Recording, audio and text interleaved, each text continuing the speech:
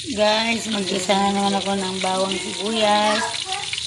Magluluto ako ngayon ng pansit ng Isabela.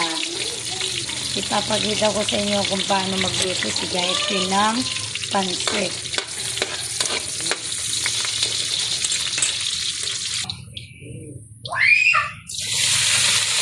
Gisa ko ngayon. Guys, nag-toasted ko na yung baboy.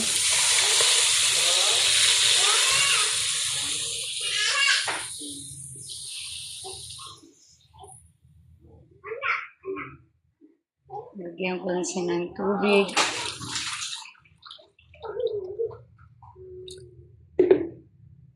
Ayan na guys, pakulo na, kaya ilalagay ko na yung pansit.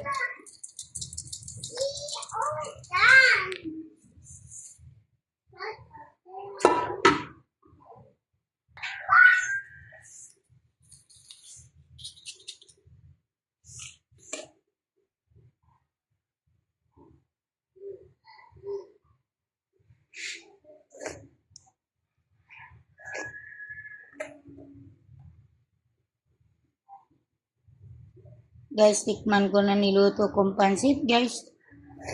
Ang sarap ng lasa ng pansit.